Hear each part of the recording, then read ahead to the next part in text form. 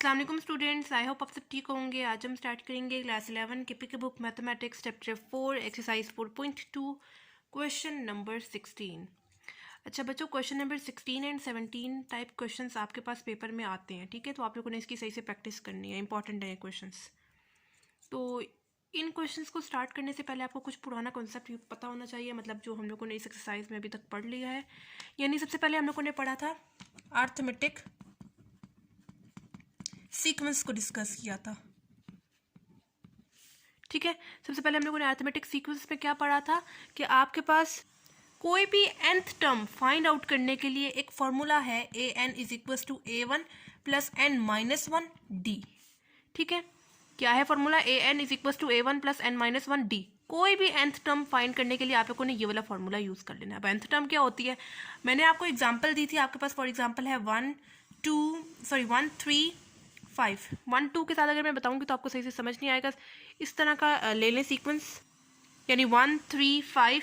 आगे मैंने इसको डॉटेड लाइन शो करते हुए बस यहाँ तक, यानी 5 तक लिखने के बाद मैंने इसको आगे डॉटेड लाइन से शो कर दिया।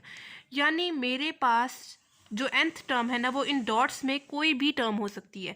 वो आपके पास 9th टर्म भी हो सकती है, 20th टर्म भी हो सकती है, 100th टर्म भी हो सकती है, 1000 टर्म भी हो सकती है, क्योंकि मैंने इसको स्पेसिफाई नहीं किया ना कि यह कहाँ तक जा रहा है, ठीक है।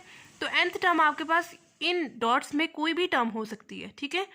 तो कोई भी nth टर्म फाइंड करने के लिए हम लोगों ने इस फॉर्मूले में वैल्यूज पुट करनी है, जो भी हमारे पास डाटा होगा।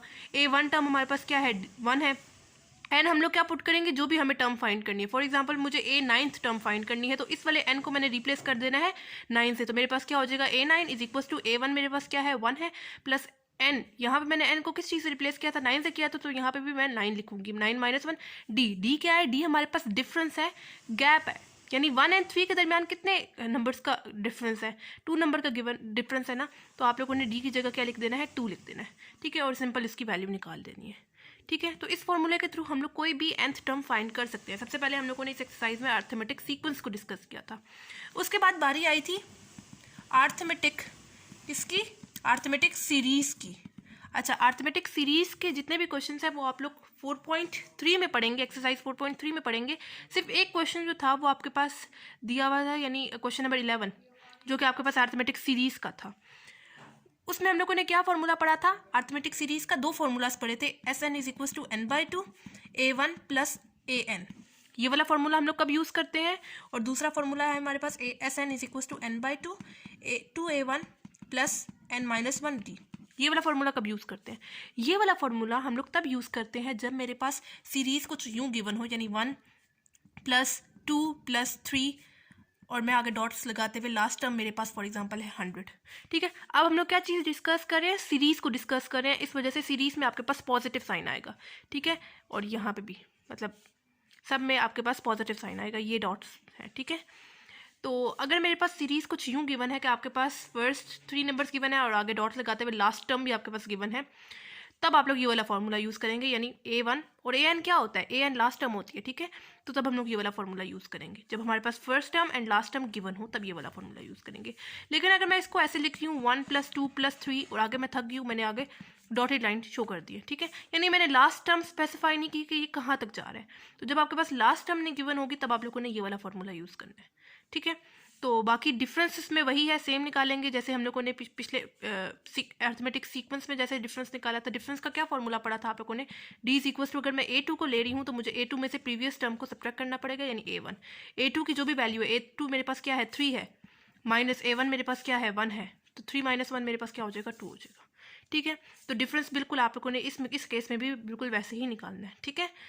तो अगर डिफरेंस सेम होगा तभी ही ये arithmetic sequence and arithmetic series में होगा, ठीक है। अगर डिफरेंस आपका सेम नहीं है तो फिर आपका ये अर्थमेटिक सीक्वेंस या अर्थमेटिक सीरीज में नहीं है। डिफरेंस होना ज़रूरी है, डिफरेंस सेम होना ज़रूरी है, ठीक है। उसके बाद हम लोगों ने इस एक्सरसाइज में पढ़ा था अर्थमेटिक मीन को, ठीक है। अब अर्थमेटिक मीन क्या होता है, अर्थमेटिक मीन का आप लोगों ने एक फॉर्मूला पढ़ा था, a plus B divided by simple 2। a पहली वैल्यू होगी, b दूसरी वैल्यू होगी, डिवाइडेड बाय आप लोगों ने सिंपल 2 कर देना है, ठीक है। फिर आप लोगों ने अर्थमेटिक मीन का एक क्वेश्चन पढ़ा था, क्वेश्चन नंबर 14 में, जिसमें उस क्वेश्चन में आपको बोला हुआ था कि आप लोगों के पास 2 नंबर्स गिवन होते थे। यानी फॉर एग्जांपल आपके पास गिवन है नंबर 5 एंड 10 गिवन है, ठीक है। आपको 2 नंबर गिवन होते थे क्वेश्चन में और आपको कहा जाता था कि इसके अंदर इन 2 नंबर्स के दरमियान में आप लोगों ने 4 अर्थमेटिक मीन को या 3 अर्थमेटिक मीन को या 2 अर्थमेटिक मीन को या कितने भी अर्थमेटिक मीन को इंसर्ट करना है, ठीक है। यानी मेरे पास है 5 स्टार्ट में आएगा, 10 मेरे पास एंड में आएगा और मुझे क्वेश्चन में गिवन है कि आप लोगों ने इसके अंदर 2 अर्थमेटिक मीन को इंसर्ट करना है। तो मैं क्या करूँगी, 5 मेरे पास स्टार्ट में आएगा, 10 एंड पे आएगा, तो दरमियान में मैंने लिख देना A1 और A2। यानी आपके पास क्वेश्चन, मैं आपको क्या बताना चाह रही हूँ कि हम लोगों ने इस टाइप के क्वेश्चन सॉल्व किए हैं कि आपको 2 नंबर्स दे दिए जाते थे और क्वेश्चन में ये कह दिया जाता था कि आप लोगों ने इसके अंदर 2 अर्थमेटिक मीन को इंसर्ट करना है। कैपिटल A यानी अर्थमेटिक मीन ना, 2 नंबर्स दिए जाते थे, पहला नंबर हम लोग स्टार्ट में लिखते थे और जो दूसरा नंबर दिया जाता था वो हम लोग एंड पे लिखते थे, ठीक है। और 2 अर्थमेटिक या जितने भी अर्थमेटिक मीन को इंसर्ट करना है वो आपको क्वेश्चन में ही गिवन होगा, ठीक है। उसको यूं इंसर्ट कर देते थे, ठीक है। फिर अगर हम लोग उसको अर्थमेटिक सीक्वेंस के अकॉर्डिंग देखें, अर्थमेटिक सीक्वेंस जो स्टार्ट में मैंने बताया ना, उसके अकॉर्डिंग अगर मैं इसको देखूं तो ये मेरे पास क्या होगा, A1, पहली वैल्यू को हम लोग A1 लिखते हैं ना, स्मॉल A1, तो दूसरी ये वाली यकीनन क्या होगी, ये A1 है तो ये यकीनन A2 होगी, ये यकीनन A3 होगी और ये यकीनन क्या होगी, A4 होगी, ठीक है। तो उसके बाद हम लोगों ने इस क्वेश्चन में क्या करना होता था, ये A1 एंड A2 की वैल्यू निकालनी होती थी, ठीक है। तो अभी तक हम लोगों ने इस एक्सरसाइज में यहाँ तक ही पढ़ा है, ठीक है। Arithmetic sequence, arithmetic series, arithmetic mean और अर्थमेटिक मीन के अंदर हम लोग कैसे 2 नंबर्स के दरमियान हम लोग अर्थमेटिक मीन को कैसे इंसर्ट करते हैं। अभी तक हम लोगों ने इस एक्सरसाइज में यही पढ़ा है, ठीक है। अब आते हैं हम लोग अपने क्वेश्चन नंबर 16 में। क्वेश्चन नंबर 16 में हमारे पास क्या है, अब ये बोल रहे हैं कि इंसर्ट 5 अर्थमेटिक मीन, जो अभी मैंने पीछे बताया ना, बिल्कुल वैसे ही करना है। Insert 5 arithmetic mean between 5 and 8, 2 numbers भी दे दिए और आपको ये भी बता दिया कि आपको कितने अर्थमेटिक मीन को इंसर्ट करना है। And show that their sum is 5 times the arithmetic mean between 5 and 8। अच्छा, दूसरी वाली जो सिचुएशन है उसको बाद में डिस्कस करते हैं, पहले हम लोग इंसर्ट तो कर देना 2 नंबर्स के दरमियान। कौन से 2 नंबर्स दिए हुए, 5 एंड 8। पहले हम लोग जो है इसको सॉल्व कर लेते हैं, यानी 5 एंड 8 के दरमियान में 5 अर्थमेटिक मीन को इंसर्ट करते हैं, उनका आंसर निकालते हैं। उसके बाद दूसरी वाली सिचुएशन पे आते हैं, वो मैं आपको समझाती हूँ कैसे इसको करना है, ठीक है। तो 2 नंबर्स गिवन है 5 एंड 8। 5 मेरे पास स्टार्ट में आएगा एंड 8 मेरे पास किधर आएगा, एंड में आएगा। और हम लोगों ने उसके अंदर करना है ना, बिटवीन का क्या मतलब है, अंदर कितने इंसर्ट करने हैं अर्थमेटिक मीन को, 5, ठीक है। यानी A1, A2, A3, A4 and A5, 5 arithmetic mean. Capital A हम लोग अर्थमेटिक मीन के लिए यूज़ करते हैं। अर्थमेटिक मीन को हम 5 अर्थमेटिक मीन को हम लोगों ने इंसर्ट कर दिया है किसके अंदर, 2 नंबर्स यानी 5 एंड 8 के दरमियान में, ठीक है। अब अगर मैं इसको अर्थमेटिक सीक्वेंस के अकॉर्डिंग देखूं तो ये यकीनन मेरे पास A1 होगा, दूसरा नंबर यकीनन A2 होगा, ये A3, ये A4, ये A5, ये A6 एंड ये मेरे पास यकीनन A7 होगा, ठीक है। अगर आपके पास अर्थमेटिक मीन यहाँ पे 1 है तो अर्थमेटिक सीक्वेंस के अकॉर्डिंग यहाँ पे ये मेरे पास कौन सा नंबर किस फॉर्म में है, A2, स्मॉल A2 की फॉर्म में, ये A3 की फॉर्म में, यानी कैपिटल A2 है तो आपके पास अर्थमेटिक सीक्वेंस के अकॉर्डिंग ये स्मॉल A3 है, ठीक है। अभी हम लोगों ने क्या करना है, इन 5 यानी A1, A2, A3 and A4, A5 इनकी वैल्यूज़ मुझे निकालनी है, ठीक है। वैल्यूज़ निकालने के लिए सबसे पहले मुझे पता होना चाहिए डिफरेंस के इनके दरमियान में, भाई डिफरेंस कितना है कि 5 और उससे नेक्स्ट जो नंबर है उसके दरमियान में गैप कितना है, तभी मैं इसका सीक्वेंस बना सकती हूँ ना, ठीक है। तो सबसे पहले मुझे पता होना चाहिए डिफरेंस कि उनके दरमियान में गैप कितना है। तो डिफरेंस हम लोग कैसे निकालेंगे, इस वाले फॉर्मूले के थ्रू, अर्थमेटिक सीक्वेंस के फॉर्मूले के थ्रू। मैंने आपको क्या बताया था स्टार्ट में कि आप लोग कोई भी nth टर्म जो है वो इस फॉर्मूले के थ्रू निकाल सकते हैं। तो क्यों ना हम लोग डिफरेंस, पहले सारी वैल्यूज हमें गिवन है, इसके थ्रू हम लोग जो है वो डिफरेंस निकाल लेते हैं, ठीक है, इसी फॉर्मूले के थ्रू। तो क्या फॉर्मूला है, an is equal to A1 plus n-1 d। इस केस में मुझे nth टर्म नहीं निकालनी, मुझे क्या निकालना है, d निकालना है। लेकिन मैं इस फॉर्मूले को इस वजह से चूज कर रही हूँ क्योंकि मेरे पास जो डाटा है ना वो इस फॉर्मूले में फुलफिल हो रहा है, ठीक है। यानी an मैंने आपको क्या बताया था, कौन सी टर्म होती है, लास्ट टर्म होती है। अब लास्ट टर्म मेरे पास कौन सी है, यहाँ पे A7 टर्म है, तो मैं n को रिप्लेस कर दूंगी इस बार 7 से, क्योंकि मेरे पास लास्ट टर्म क्या है, A7 है। an मैंने आपको बताया था ना लास्ट टर्म होती है, तो लास्ट टर्म में मेरे पास क्या गिवन है, A7 गिवन है, तो मैंने लिख दिया n को रिप्लेस कर दिया 7 से, इज इक्वल टू A1 मेरे पास क्या है, 5 है, पुट कर देते हैं, प्लस n, यहाँ पे n को किस चीज़ से रिप्लेस किया, 7 से किया, तो यहाँ पे भी 7 से रिप्लेस करेंगे, -1 आ गया एज इट इज। d हम लोगों ने वैल्यू निकालनी है। अच्छा, अब A7 की आप लोग वैल्यू पुट कर सकते हैं, 8 पुट कर दें, इज इक्वल टू 5 प्लस 7 -1 मेरे पास क्या आता है, 6d, ठीक है। इस 5 को आप लोग लेफ्ट तरफ ले जाए, माइनस हो जाएगा, ठीक है, इज इक्वल टू 6d।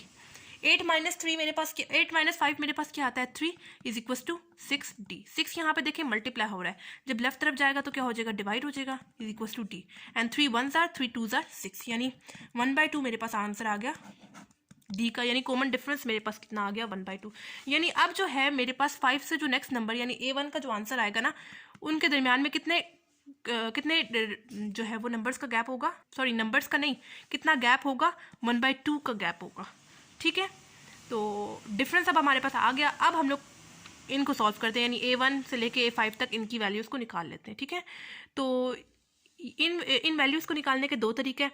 एक तो आप लोग डिफरेंस का क्या फॉर्मूला है, यानी डिफरेंस आप लोग कैसे निकालते हैं। अगर मैं a2 को चूज़ कर रही हूँ तो उससे प्रीवियस टर्म मुझे a1 को सब्ट्रैक्ट करना पड़ेगा। ठीक है, या तो आप लोग ये काम करें कि इस फॉर्मूले में वैल्यूज पुट कर दें, यानी d की वैल्यू आप लोगों ने निकाली है अभी 1/2 एंड a की वैल्यू आपको पता है क्या है 5 है, पुट करें, a2 को रिप्लेस कर दें किस चीज़ से, a2 की क्या वैल्यू है रियल a1 है ना, तो आपके पास सिंपल यहाँ से a1 की वैल्यू आ जाएगी। ठीक है, एक ये तरीका है।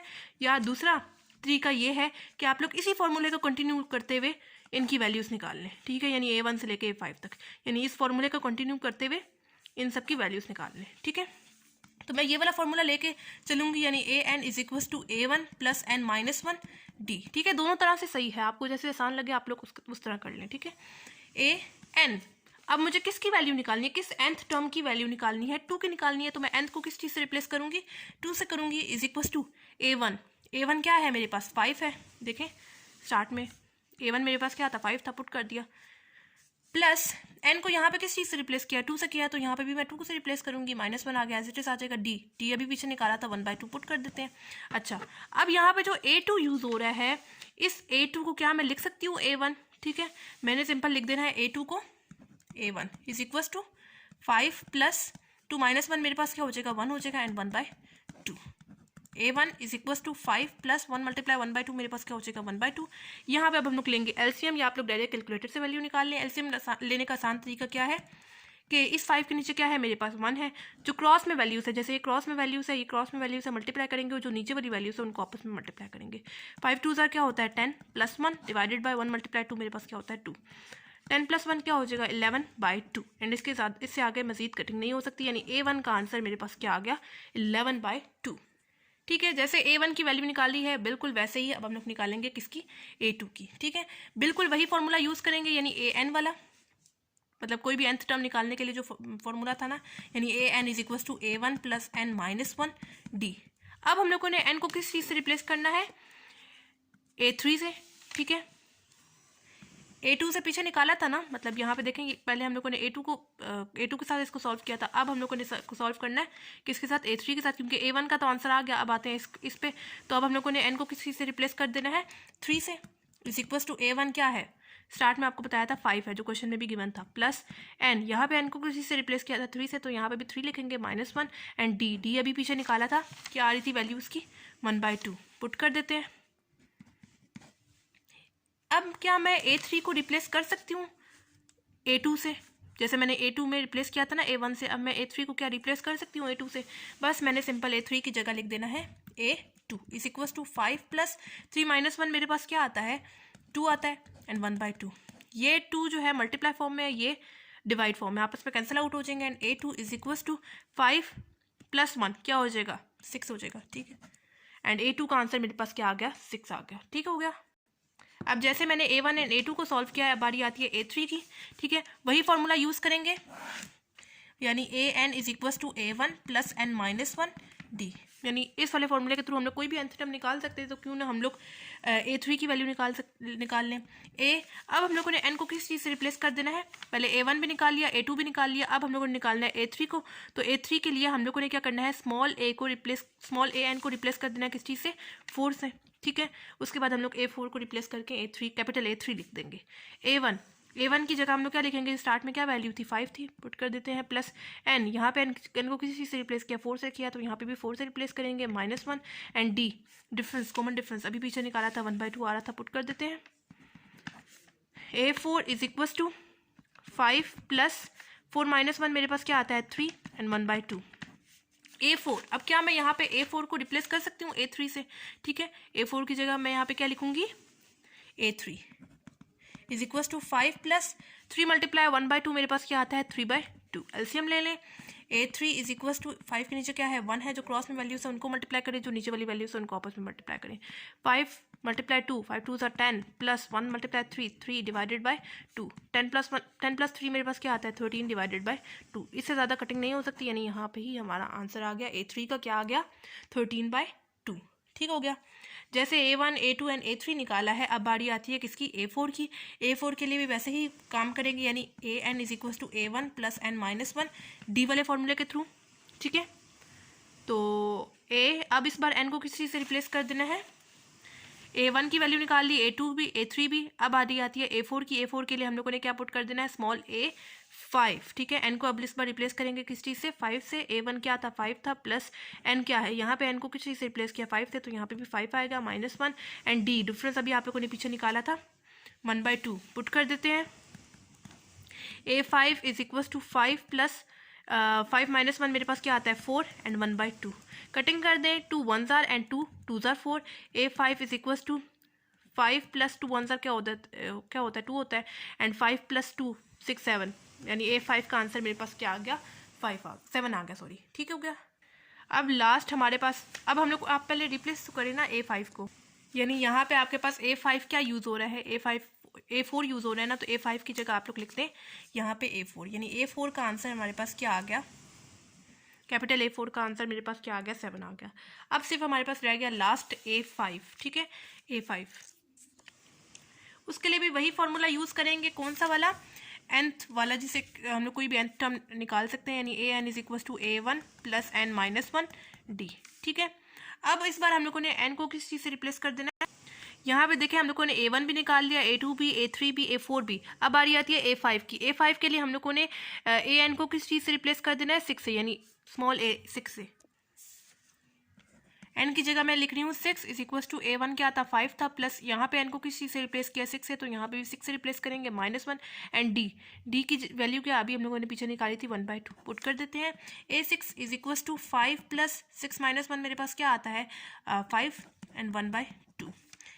अब हम लोगों ने A6 को रिप्लेस कर देना किस चीज़ से, यहाँ पे आपके पास क्या यूज़ हो रहा है A6 की जगह A5 यूज़ हो रहा है, तो हम लोगों ने इस बार A6 को रिप्लेस कर देना किस चीज़ से A5 से, कैपिटल A5 से। ठीक है, A6 को हम लोगों ने रिप्लेस कर देना है कैपिटल A5 से, is equal to 5 plus 5 multiply 1/2 मेरे पास क्या आता है 5/2। यहाँ पे अब हम लोगों ने ले लेना है एलसीएम। एलसीएम कैसे लेंगे, इसके नीचे क्या है 1 है, जो क्रॉस में वैल्यूज है उनको मल्टीप्लाई करें, जो नीचे वाली वैल्यूज है उनको आपस में मल्टीप्लाई करें। 5 2s मेरे पास क्या होता है 10 प्लस 1 मल्टीप्लाई 5 मेरे पास क्या हो जाएगा 5 डिवाइडेड बाय 2। 10 प्लस 5 मेरे पास क्या आता है 15 डिवाइडेड बाय 2, यानी A5 का आंसर मेरे पास क्या आ गया 15/2। यानी पहला काम तो हम लोगों ने मतलब दूसरा काम तो हम लोगों ने कर लिया, यानी A1 से लेके A5 तक सारी वैल्यूज निकाल ली, यानी सबसे पहला काम क्या किया था डिफरेंस निकाला था कि उनके दरमियान में गैप कितना कितना है। ठीक है, डिफरेंस निकालने के बाद हम लोगों ने A1 से लेके A5 तक सारी वैल्यूज़ को निकाल लिया। ठीक है, अब हम लोगों ने सारी वैल्यू यानी A1 से लेके A5 तक जितनी भी वैल्यूज़ आई हैं उनका एक सीक्वेंस बना लेना है। यानी A1 मेरे पास क्या आई थी 11/2 आई थी, उसके बाद A2 मेरे पास क्या आया है 6 आया था, A3 13/2, A4 मेरे पास क्या आई थी 7 आई थी, एंड A5 मेरे पास 15/2 आया था। ठीक है, यहाँ तक हम लोगों ने काम कर लिया पहला वाला काम। ठीक है, यानी जो इन्होंने क्वेश्चन में बोला था ना कि insert 5 arithmetic mean between 5 and 8, ठीक है, ये वाला काम हम लोगों ने यहाँ से लेके यहाँ तक काम कर लिया, यानी A1 से लेके A5 तक इंसर्ट कर लिया और उनकी वैल्यूज भी निकाल ली। अब आते हैं दूसरे पोर्शन की तरफ, जो कि उन्होंने बोला है and show that their sum is 5 times the arithmetic mean between 5 and 8। ठीक है, वो क्या बोल रहे हैं कि शो दैट देयर, मतलब जो अभी हम लोगों ने निकाला है ना अर्थमेटिक मीन का जो सम निकाला है, सॉरी सीक्वेंस निकाला है, सीक्वेंस निकालिए सम अभी निकालते हैं। ठीक है, कि उनका जो सीक्वेंस आप लोगों ने A1 से लेके 5 तक जितनी भी वैल्यूज निकाली है उनका जब आप लोगों ने सम निकाला है ना वो कितने टाइम्स 5 टाइम्स अर्थमेटिक मीन के इक्वल आना चाहिए। ठीक है, तो अभी हम लोग करते हैं, क्या करना है दोबारा से समझ लेते हैं। शो दैट देयर सम, अभी जो हम लोगों ने सीक्वेंस निकाला है ना यानी A1 से लेके 5 तक जितनी वैल्यूज निकाली है उनका आप लोगों ने सम निकालना है और उसको इक्वल लिखना है 5 times of arithmetic mean 5A। 5 times का क्या मतलब है कि 5 उसके साथ मल्टीप्लाई होगा, किसके साथ अर्थमेटिक मीन के साथ, बिटवीन 5 एंड 8। मतलब अर्थमेटिक मीन का क्या फॉर्मूला अभी मैंने आपको पीछे बताया था, a plus B by two ना, तो वो बोल रहे हैं कि आप लोगों ने जो a1 से लेके a5 तक जितनी वैल्यूज निकाली है उनको सम निकालना है। इक्वल होगा वो किस चीज़ से, 5 times of arithmetic mean 5 A. Arithmetic mean क्या है, कैपिटल ए से शो करते हैं ना। अर्थमेटिक मीन किसके दरमियान, 5 एंड 8, यानी ए वाली वैल्यू मेरे पास क्या है 5 है एंड बी वाली वैल्यू मेरे पास क्या है 8 है। यानी फॉर्मूला मेरे पास क्या है, a plus B divided by 2 है ना। ए की वैल्यू पुट करेंगे 5 प्लस 8 डिवाइडेड बाई 2 यानी 13/2। ठीक है, ठीक है, पहला काम हम लोगों ने कर लिया था कि a1 से लेके 5 तक सीक्वेंस बना लिया। फिर वो बोल रहे हैं कि शो दैट देयर सम, आप पहले इनका सम निकालते हैं, यानी 11/2 प्लस 6। सम कैसे निकालते हैं, यानी सबको ऐड करना है ना। 11/2 प्लस 6 प्लस 13/2 प्लस 7 प्लस 15/2। ठीक हो गया। शो दैट देयर सम हम लोगों ने कर लिया। नेक्स्ट स्टेप में हम लोग इसका निकाल लेंगे। Show that their sum is 5 times, कितने 5 टाइम्स का मतलब क्या है, 5 मल्टीप्लाई हो रहा है। ठीक है, 5 times the arithmetic mean between 5 and 8। ठीक है, अर्थमेटिक मीन का आप लोगों ने क्या फॉर्मूला पढ़ा था, a plus B divided by 2 ना। ठीक है, तो वो क्या कह रहे हैं कि आप लोग जो इसका सम निकालेंगे वो कितने टाइम्स होना चाहिए, 5 times of arithmetic mean between 5 and 8। Arithmetic mean को हम लोग कैपिटल ए से शो करते हैं ना। ठीक है, तो अर्थमेटिक मीन का सिंपल इधर फॉर्मूला लगाना है, यानी 5 अर्थमेटिक मीन का क्या फॉर्मूला है, a प्लस बी। ये पहली टर्म हमारे पास a है एंड ये मेरे पास क्या है, b है। a की जगह 5 पुट करेंगे प्लस 8 b की जगह पुट करेंगे डिवाइडेड बाई 2, यानी 5 प्लस 8 मेरे पास क्या आता है 13 डिवाइडेड बाई 2। ठीक हो गया, ये आ गया मेरे पास राइट साइड का जो आंसर है वो। ठीक है, जबकि इनका हम लोग जब आंसर निकालते हैं तो बेशक आप लोग एलसीएम ले लें या कैलकुलेटर से डायरेक्ट वैल्यू निकाल लें। तो जब हम लोग इनका सम लेते हैं तो मेरे पास क्या आता है 65/2 आता है। ठीक है, तो ये वाला जो 2 है वो इससे कैंसिल आउट हो जाएगा। 65 इज इक्वल टू 5 मल्टीप्लाई 13 मेरे पास क्या आता है 65, यानी हमारा आंसर जो है वो बिल्कुल ठीक है। पहले पार्ट में इन्होंने क्या बोला था कि हम लोगों ने दो नंबर्स यानी 5 एंड 8 के दरमियान 5 अर्थमेटिक मीन को इंसर्ट करना है। हम लोगों ने इंसर्ट कर दिया। सबसे पहला हम लोगों ने डिफरेंस निकाल लिया कि उनके दरमियान में गैप कितना कितना है। ठीक है, उसके बाद हम लोगों ने a1 से लेके a5 तक सारी वैल्यूज़ निकाली। a1 से लेके a5 तक जितनी वैल्यूज़ निकाली थी उनका एक सीक्वेंस बना दिया। ये उनका सीक्वेंस है। सीक्वेंस को हम लोग कोमा के साथ शो करते हैं, यानी 11/2, 6 दूसरा है, तीसरा हमारे पास 13/2 है, चौथा हमारे पास 7 है, पांचवा हमारे पास 15/2 है। ये हमारे पास सीक्वेंस है। जबकि दूसरे पार्ट में इन्होंने हमें क्या बोला था कि उनका सम, शो दैट देयर सम, उनका जो सम है जितना आपने सीक्वेंस निकाला है उनका सम निकालना है, शो करना है उनको कि उनका जो सम है वो 5 times of arithmetic mean between 5 and 8। 5 times का मतलब क्या है कि 5 मल्टीप्लाई हो रहा है। ठीक है, arithmetic mean between 5 and 8। Arithmetic mean का आप लोगों ने फॉर्मूला पढ़ा है a plus B divided by 2। ये हमारे पास फर्स्ट टर्म है, ये हमारे पास सेकंड टर्म है। 5 फॉर्मूले में पुट करनी है वैल्यूज 5 प्लस 8 डिवाइडेड बाई 2। यहाँ पे हम लोगों ने उस सम को लेते हुए चले हम लोग। ठीक है, 65/2। यहाँ से मजीद आगे सॉल्व करने की ज़रूरत नहीं थी, लेकिन मैंने आपको बता दिया। फिर भी यहाँ तक भी बहुत है आपका आंसर। ठीक है, तो यहाँ पे हम लोगों ने इनका सम निकाला कैलकुलेटर से, 65/2 आ गया। जबकि यहाँ पे हम लोगों ने अर्थमेटिक मीन का फॉर्मूला लगाया, यानी 5 प्लस 8 क्या आया 13 डिवाइडेड बाई 2। ये वाला 2 एंड ये वाला 2 आपस में कैंसिल आउट हो गए सामने सामने से। ठीक है, एंड यहाँ पे मेरे पास आ गया लेफ्ट साइड पे 65 एंड 5 मल्टीप्लाई 13 मेरे पास क्या आ गया 65। वैसे यहाँ तक आपका आंसर ठीक है। ठीक है, यहाँ तक बहुत है, लेकिन मजीद मैंने आपको बता दिया कैसे इसको आगे एंड तक लेके जाना है। ठीक है जी, क्वेश्चन नंबर 17 है हमारे पास। There are nth arithmetic mean between 5 and 32 such that the ratio of third and seventh mean is 7:13. Find the value of n. अच्छा जी, अब इस क्वेश्चन में इन्होंने हमें बोला है कि आपके पास दो नंबर्स हैं 5 एंड 32 और उसके दरमियान आप लोगों ने कितने अर्थमेटिक मीन्स को इंसर्ट करना है, nth कितने हैं हमें पता नहीं है कि वो कितने अर्थमेटिक मीन हैं उसके दरमियान में। ठीक है, मतलब आपके पास नंबर ऑफ अर्थमेटिक मीन्स होंगे उनके दरमियान में। ठीक है, पहले क्वेश्चंस में आपके पास दो नंबर्स दिए होते थे और आपको बता दिया जाता था कि तकरीबन 5 अर्थमेटिक मीन को इंसर्ट करना है, 2 को करना है या 3 को करना है। इस बार इन्होंने बोला कि nth अर्थमेटिक मीन है, यानी हमें कंफर्म नहीं है कि कितने नंबर्स हैं उनके दरमियान। यानी पहला नंबर हमारे पास कौन सा है 5 है और आखिरी नंबर हमारे पास कौन सा होगा 32 है और उनके दरमियान आपके पास nth अर्थमेटिक मीन है। हमें कंफर्म नहीं है कितने नंबर्स हैं उनके, कितने अर्थमेटिक मीन्स हैं उनके दरमियान में। ठीक है, तो यानी ये मेरे पास होगा a1, फिर मेरे पास क्या है a2, फिर है a3 और डॉट्स लगाते हुए मेरे पास ये होगा an। ठीक है, नंबर ऑफ अर्थमेटिक मीन्स है ना, यानी a1 से लेके an तक आपके पास नंबर ऑफ अर्थमेटिक मीन है किन के दरमियान में 5 एंड 32, जो दो नंबर्स हमें क्वेश्चन में गिवन थे। ठीक है, तो हमें निकालनी है अब n की वैल्यू, ठीक है। इसके अलावा इन्होंने हमें क्वेश्चन में क्या बोला हुआ है, n की वैल्यू यानी इनके दरमियान में नंबर्स निकालने, कितने नंबर्स हैं इनके दरमियान में, ठीक है। तो इसके अलावा इन्होंने हमें क्या बोला हुआ है कि the ratio of third and seventh mean, यानी जो अर्थमेटिक मीन थर्ड है ना और सेवन्थ है, उनकी जो the ratio of third and seventh mean, यानी अर्थमेटिक मीन को कैपिटल ए से शो करते हैं ना, द रेशो इन दोनों की रेशो क्या होता है, डिवाइड, यानी ऐसे भी मैं लिख सकती हूँ A3 बाय A7, ठीक है।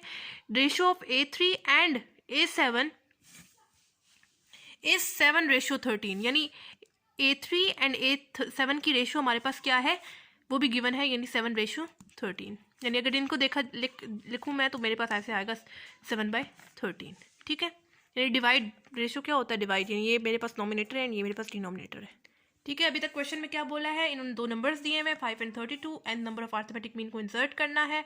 इसके साथ इन्होंने हमें दो मतलब कि third and seventh arithmetic mean की रेशो क्या दी हुई है, 7 एंड 13, ठीक है। और हमने निकालने हैं nth की वैल्यू, यानी इनके दरमियान कितने नंबर्स हैं, ठीक है। 5 एंड 32 के दरमियान में कितने नंबर्स हैं, ठीक है।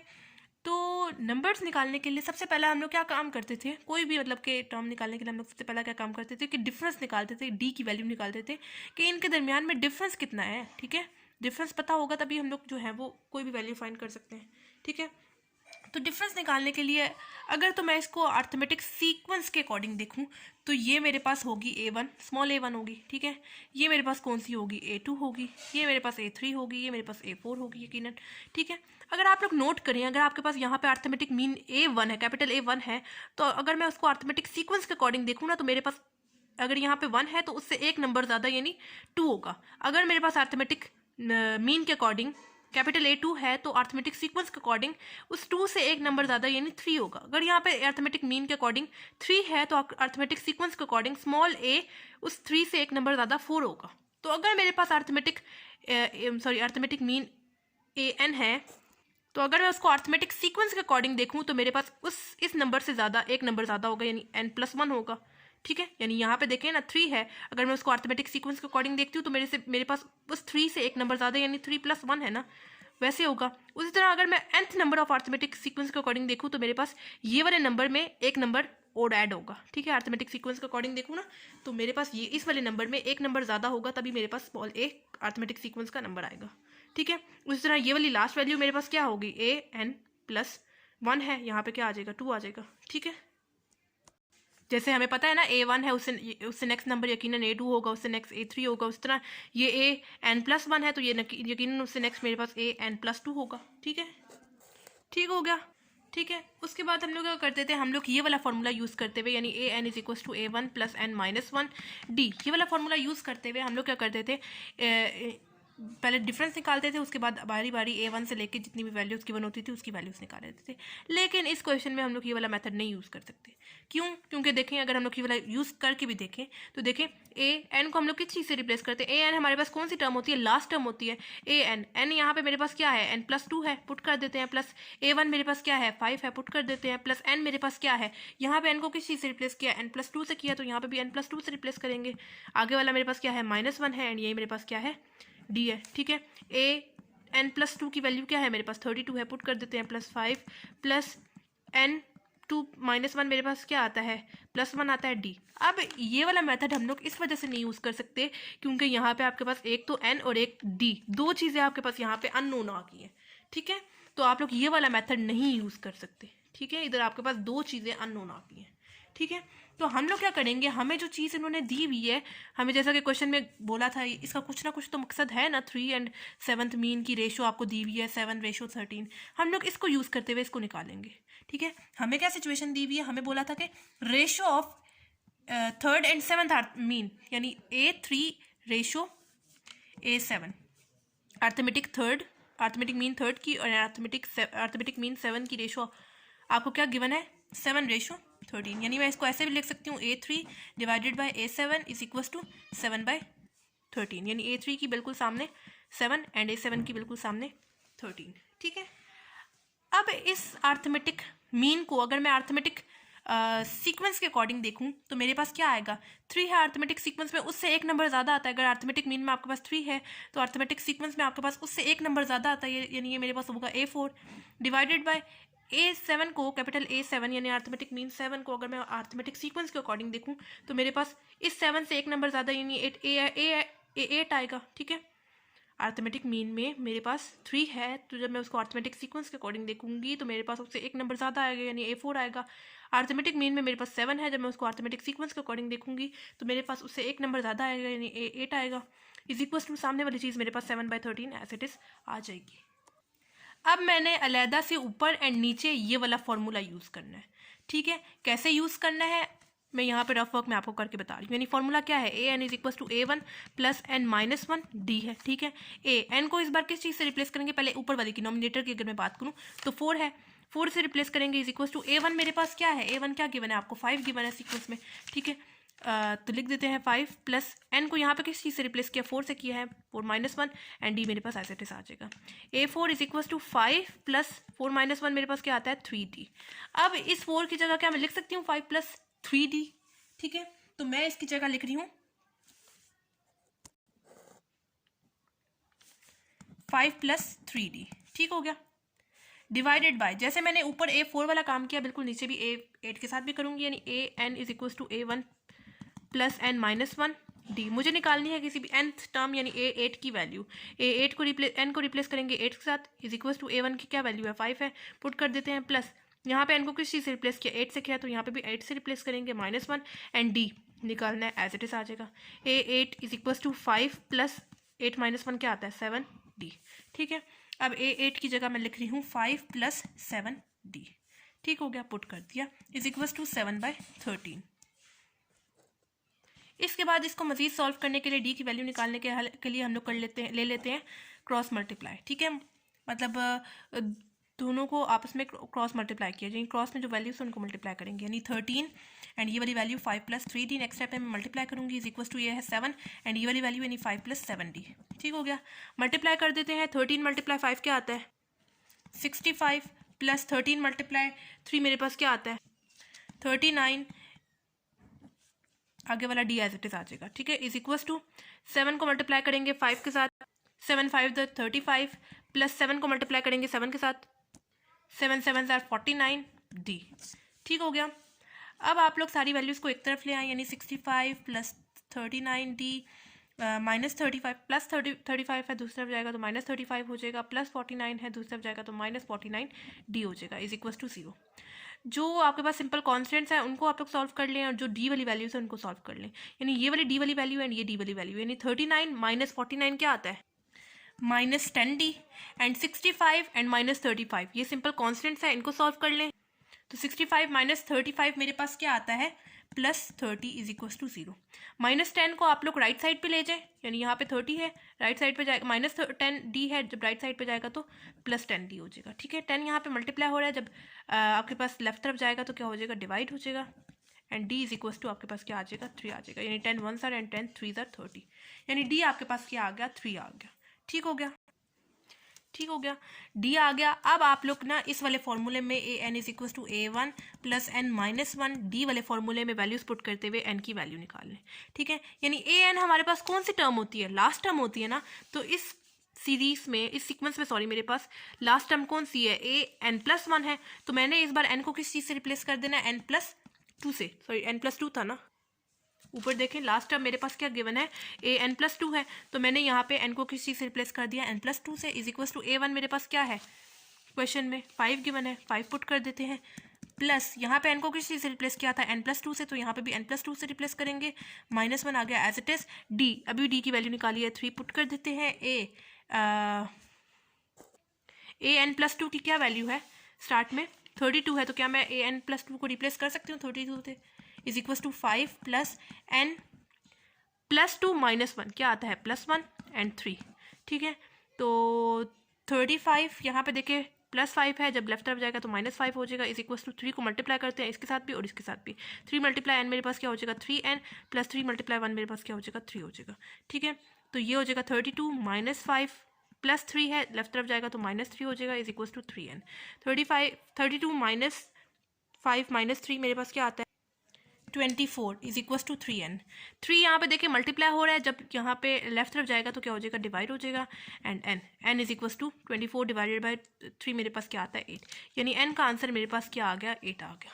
ठीक हो गया, यानी हमें जो अर्थमेटिक सीक्वेंस गिवन है ना उसमें 8 टर्म है। ठीक है, यानी आपके पास इधर 8 टर्म्स गिवन है। ठीक है, तो दोबारा से क्वेश्चन को समझ लेते हैं। क्वेश्चन में हमें बोला हुआ था कि आपके पास 5 एंड 32 के दरमियान nth number of term given है, यानी आपके पास आपको कंफर्म नहीं है कि उसके कितने टर्म्स हैं, कितने अर्थमेटिक मीन हमने इंसर्ट करने हैं। तो हमने क्या किया, A1 A2 एंड A3 लिखा, आगे डॉट्स लगाते हुए लास्ट टर्म यानी an लिख दिया। ठीक है, अगर मैं उसको अर्थमेटिक सीक्वेंस के अकॉर्डिंग देखूँ तो मेरे पास ये A1 होगी, यहाँ पे मेरे पास A2 होगी, यकीनन A3 होगी, A4 होगी। यहाँ पे देखें अगर मेरे पास अर्थमेटिक मीन में A1 है तो अर्थमेटिक सीक्वेंस में मेरे पास उस 1 से एक नंबर ज़्यादा यानी 2 होगा। अगर मेरे पास यहाँ पे A2 है अर्थमेटिक सीक्वेंस में उससे एक नंबर ज़्यादा यानी 3 होगा। अगर यहाँ पे मेरे पास 3 है तो उससे एक नंबर ज़्यादा यानी A4 है। उसी तरह लास्ट टर्म यानी AN है, अर्थमेटिक मीन में मेरे पास AN है तो अर्थमेटिक सीक्वेंस में मेरे पास क्या होगा, उस n से एक नंबर ज़्यादा होगा। ठीक है, अगर मैंने यहाँ पे A1 लिखा है तो उससे नेक्स्ट अब मैंने A2 लिखी है, A2 लिखी है तो उससे नेक्स्ट यानी A3 होगा। तो उसी तरह AN+1 लिखा है तो उससे नेक्स्ट यकीनन मेरे पास AN+2 होगा। ठीक है, तो इसको मज़ीद सॉल्व करने के लिए सबसे पहले हम लोग क्या करते थे, बाकी क्वेश्चंस में भी सबसे पहले डी निकालते थे। डी निकालने के लिए बाकी क्वेश्चंस में हम लोगों ने ये वाला मेथड यूज़ किया था, यानी AN is equal to A1 plus n-1 D वाले फॉर्मूले के थ्रू सॉल्व कर लिया था। ठीक है, लेकिन इस बार हम लोग ये वाला फॉर्मूला नहीं यूज़ कर सकते क्योंकि इधर हमारे पास 2 अननोन वैल्यूज़ आ गई हैं, एक तो n आ गया और एक d आ गया। इसके लिए हमने क्या किया, हमें क्वेश्चन में एक और चीज़ भी गिवन थी कि the ratio of 3 and 7th mean, यानी अर्थमेटिक मीन्स 3 एंड 7 की जो रेशो है दी हुई थी आपको 7:13। तो हम लोगों ने उसको लेते हुए सॉल्व किया, यानी रेशो है ना, रेशो मतलब ये मेरे पास नोमिनेटर है एंड ये डिनोमिनेटर, यानी A3 divided by A7 is equal to 7/13 जो उनकी वैल्यू गिवन थी। अगर मैं उसको अर्थमेटिक सीक्वेंस के अकॉर्डिंग देखूँ तो ये A3 है तो उससे नेक्स्ट टर्म अर्थमेटिक सीक्वेंस में मेरे पास 3 से एक नंबर ज़्यादा यानी 4 होगा। अगर मेरे पास अर्थमेटिक मीन में 7 गिवन है तो अर्थमेटिक सीक्वेंस में उससे एक नंबर ज़्यादा यानी A8 होगा। फिर मैंने यहाँ पे उसका फॉर्मूला यूज़ किया, कौन सा वाला, AN is equal to A1 plus n-1 D। n को मैंने रिप्लेस किया 4 से और आगे उसी की चेंजेस करते हुए मेरे पास A4 का आंसर क्या आ गया 5 + 3D, उसकी जगह मैंने ये लिख दिया। उसी तरह A7 के लिए मैंने क्या A8 के लिए मैंने क्या किया, वही वाला फॉर्मूला यूज़ किया, AN is equal to A1 plus n-1 D।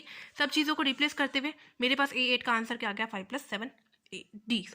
ठीक है, फिर मैंने क्रॉस मल्टीप्लाई करते हुए इसको सॉल्व करते हुए मेरे पास D का आंसर क्या आ गया 3 आ गया।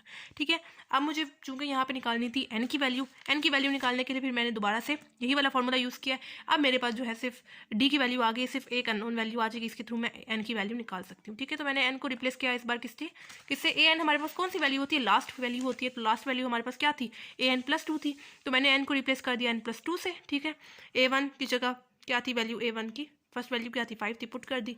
n को यहाँ पे किस चीज़ से रिप्लेस किया n+2 से, तो यहाँ पे भी n+2 से रिप्लेस करेंगे और फिर नेक्स्ट स्टेप में हम लोगों ने इनको मल्टीप्लाई करते हुए सिंप्लीफाई कर लिया एंड n का आंसर मेरे पास क्या आ गया 8 आ गया। ठीक हो गया, तो ये थे हमारे पास एक्सरसाइज 4.2 का क्वेश्चन नंबर 16 एंड 17। बहुत इंपॉर्टेंट क्वेश्चन है, दोनों इस टाइप के क्वेश्चंस आते हैं। ठीक है, कॉन्सेप्ट सारा सेम है, बाकी क्वेश्चन बहुत इंपॉर्टेंट है, आप लोगों ने इसकी सही से प्रैक्टिस करनी है। बाकी किसी भी क्वेश्चन से रिलेटेड कोई प्रॉब्लम हो तो आप लोग मुझसे कमेंट बॉक्स में पूछ सकते हैं। इसके अलावा आप लोगों ने मुझे ये भी बताना है कि आपको मेरी वीडियोज़ कैसी लग रही हैं, क्या ये हेल्पफुल है या नहीं है, और आपने मेरे चैनल को सब्सक्राइब भी करना है ताकि मेरी सारी वीडियोज़ आपके तक टाइमली पहुँच जाए, और अपने फ्रेंड्स वगैरह के साथ भी शेयर करें ताकि उनका भी फ़ायदा हो जाए। तो मिलते हैं नेक्स्ट वीडियो में, तब तक के लिए अल्लाह हाफिज़।